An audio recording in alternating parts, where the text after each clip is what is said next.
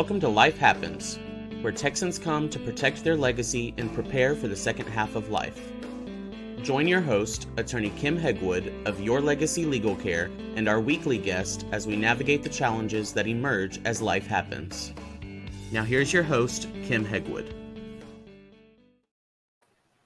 Good morning and welcome to Life Happens with me, Kim Hegwood, and our very special guest is Robin Andrew Smith. Good morning.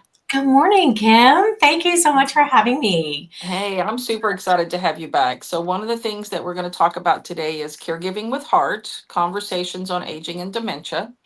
And so I'm super excited that we're going to be able to do this today. So when you think about, well, when our listeners are thinking about dementia coaching, Yes. what does that involve and how does that transform the caregiving experience? Yeah. So this took me a minute to figure out how to articulate to people because it's really different than a classic counseling or even a support group or when families go to get education.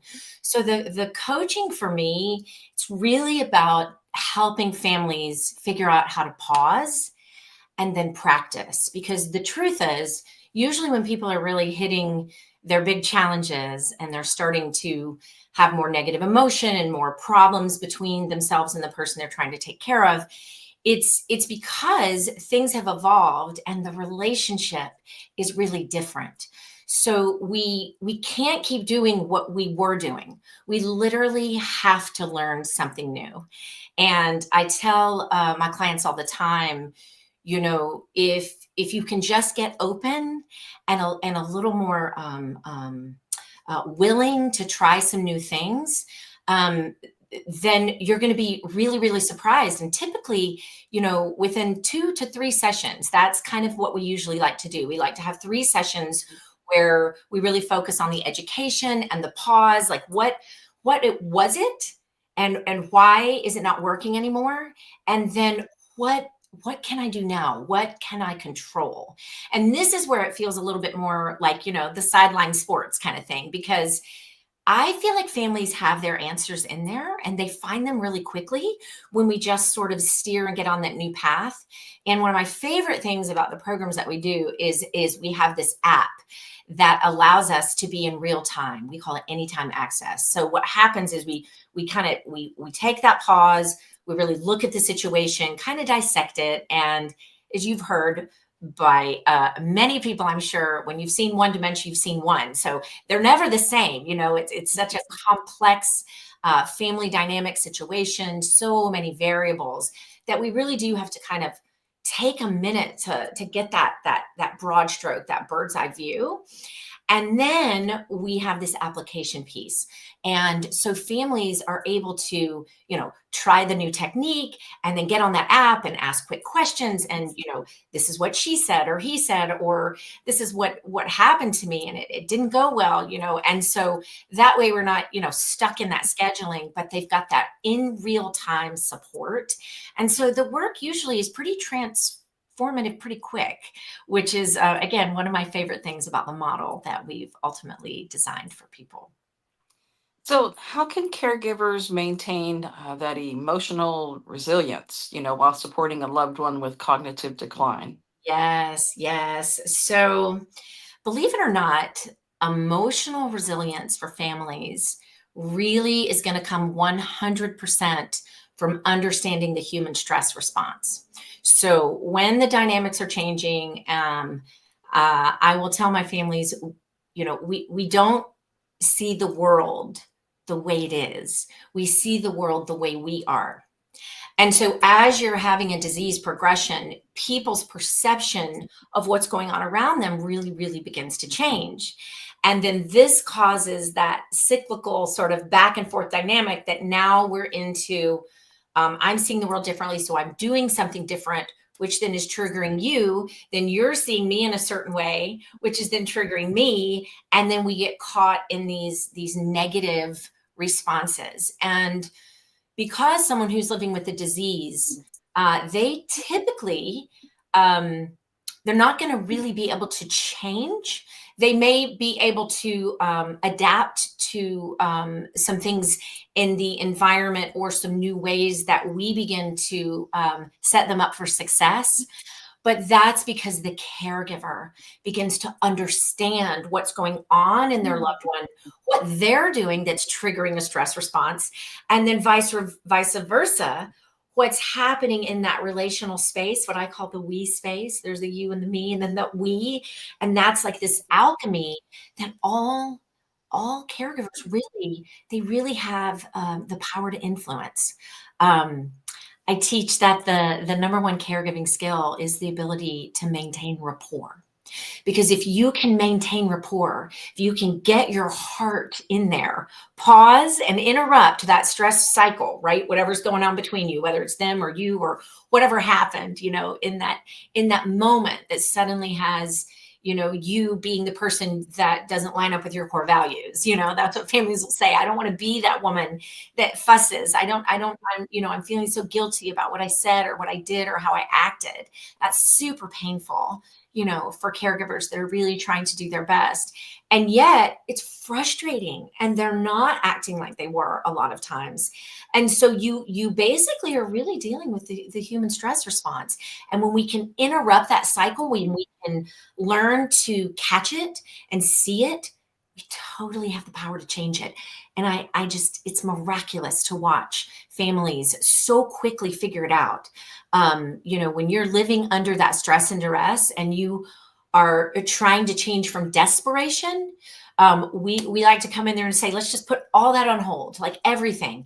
And what if you were just willing to get open for a minute and get a little more playful, take that pause, and then experiment a little bit. And like 100% of the time, something will break open. To the degree or how much breaks open, again, it all depends on the details and the variables that families are facing, in each unique situation.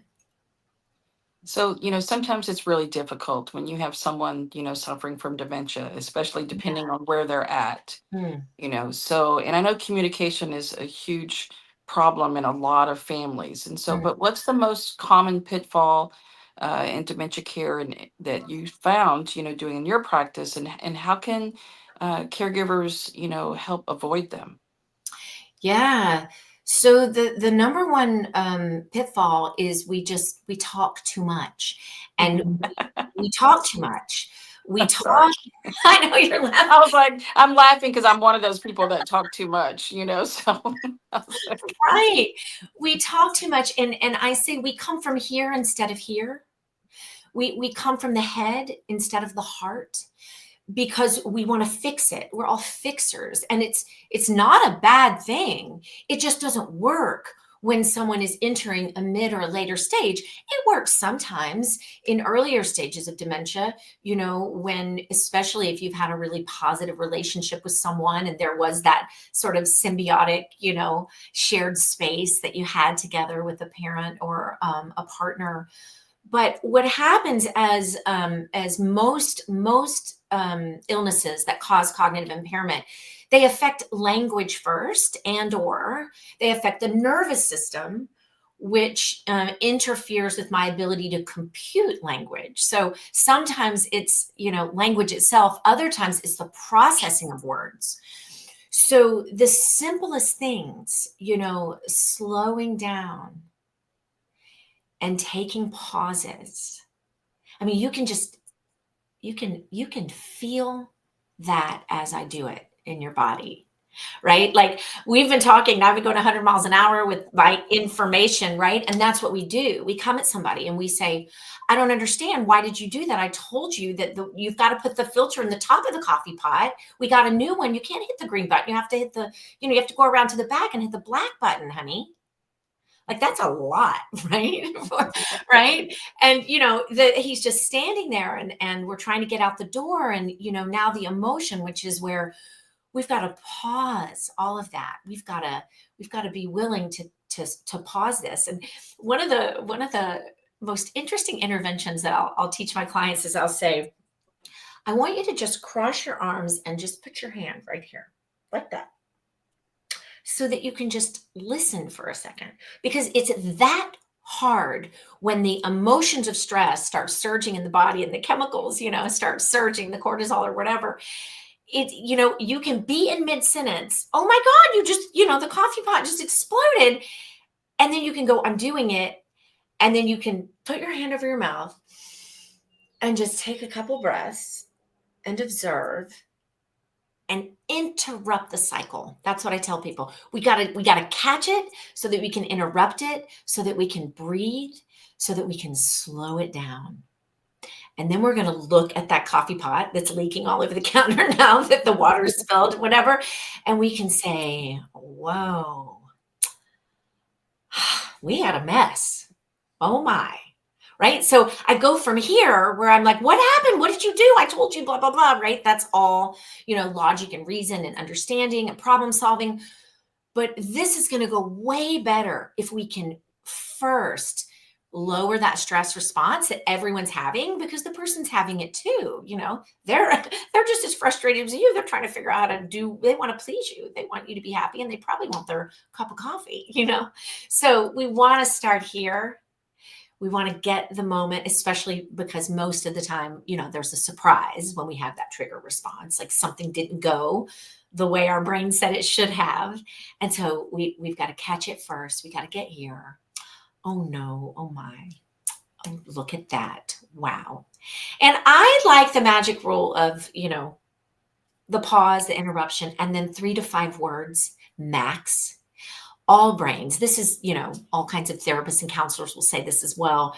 When people are under a great deal of stress and duress, we have to slow it down, because none of us, no human being, processes language well when the body's flooded with a lot of adrenaline or cortisol. So, yeah, that's the number one thing. And it is an art, sister. I mean, you gotta practice, which is why I literally do like this.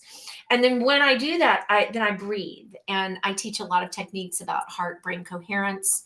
I love the Heart Math Institute for the research involved with how to learn about the sympathetic and the parasympathetic response, which almost all people living with dementia are caught pretty much mid-stage to the end in their sympathetic nervous system, because the brain is in a limbic state at all times, because I don't have the information downloading into my prefrontal cortex helping me regulate. So we teach a lot of tools on how families can actually support that process for the person they're caring for. So to help them do it, it's actually a caregiving intervention. But first and foremost, I got to get me regulated before I can help you regulate, if that makes sense. Definitely. Yeah. So when you have the families that, they can't keep their loved ones home anymore, how do you help families navigate the transition to, assisted living, and do that with as much compassion and clarity as you can to make it easy on that person that's having to move? Yeah, that's such a great question. I think the number one thing in order to really, really support a loved one with compassion is first we have to spend a minute on the grief that the family is going through, because I can't help the person that is going to need this change and support them if I haven't first addressed the pain that I'm in, because it's usually really painful for families. Nobody would ever do it unless they have to. And when they have to, there's going to be a lot of big feelings. The person especially, and I tell people all the time, you've got to process your feelings first, because they're going to feel their feelings, and you're going to, it's going to be very important to be able to hold space for their feelings. People come to me all the time and they say, well, I just want mom to be happy during this move. I just want her to go here, and I just want her to be happy. And it's the wrong goal, because when people experience loss and grief, when they are, have to experience change, not of their own accord, not because they want to, but because their life depends on it, and their health and well-being, or their safety, or their dignity, or whatever it is, that reason behind why we're doing what we're doing. We're going to have a lot of feelings about it. And so it's really important to break those up into two parts, because I've got to first just figure out what my why is. And it can't be because I want mom to be happy. I experience a lot of people post a move, 90 days, 6 months, a year in, whatever the complexity for that person is, that in their adjustment, which most people that make a move, whatever the move is in your life, you're going to go through an adjustment, period. So that's just normal. All of us do that. They're going to be doing that adjustment period also inside of their illness, whatever it is, inside of their pain, if they have, physical pain from whatever their illness is. So big feelings on the part of the person experiencing change are part of it. Don't plan on anything else. So we prepare our families for that. We address the grief. We get really clear about the why we're doing what we're doing, because we got to hold on to that why when the emotions get challenging. And we work really hard on the narratives, being able to express authentically, caringly from here, not from here, not we're doing this because you've been scammed 6 times in the neighborhood, mom. It's not what we're doing. We're doing it from here, about the story and the narrative, about how our family takes care of one another, and whatever, that family constructs around their why, so that we can articulate it in a way that we can all feel in alignment and good about our choices. So we've been talking a lot, ironically enough, about caregivers as well. So, Yes. What role does self-care play, when it comes to long-term caregiving, and what are some realistic strategies? Because Yeah. I know when I did it, there I was just wasn't about to anything say, I want about you it, to speak first on so, this one. I want you to talk first on this one. Yeah, and you tell well, I me. can tell you I didn't do it. There was nothing self-care about my caregiving experience, because, Mhm. back then I was litigating. I had 4 teenagers in the house. I tell people I had 4 teenagers, 2 dogs, 2 cats, and I was litigating. And Wow. so I was running nonstop for about 2 years, like continual, Mhm. and so self-care wasn't even a thought. Mhm. It's like back then, because we're talking 2004, 2006. Yeah. Nobody talked about self-care, So now, though, I've reached the point in life where I'm all about self-care, So it's like, all right, I need to do this. It's time to take a little vacation. I need to, Mhm. I just need to. I spent a day at the house with no TV, no nothing. It was just quiet all day. That Mhm. was a good day, so it was just, sometimes you just need to decompress, and so Yeah, and it's a moving target. I'm sure it was for you too. And this is where I'll tell people, you've got to have your plan, and then you've got to be flexible. I mean, equally, you've got to be planning, and you've got to be able to just change it up right there, right then.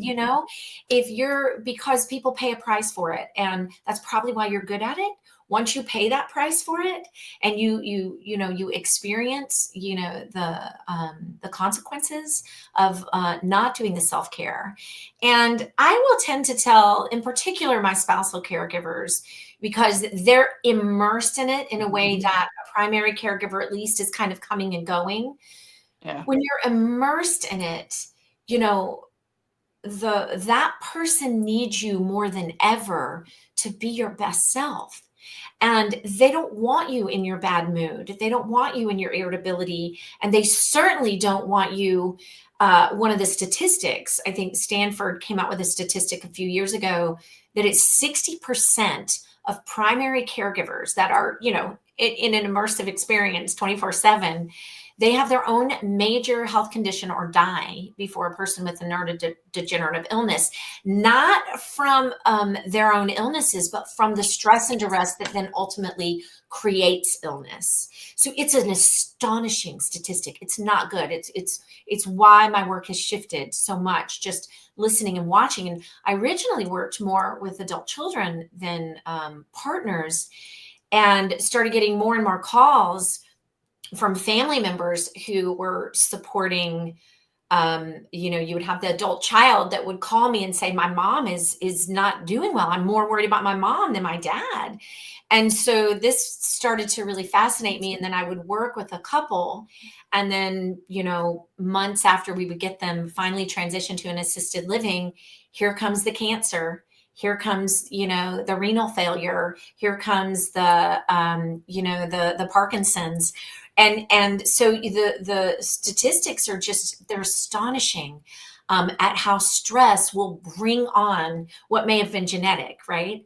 And whatever was lying dormant just activates, So it's super important.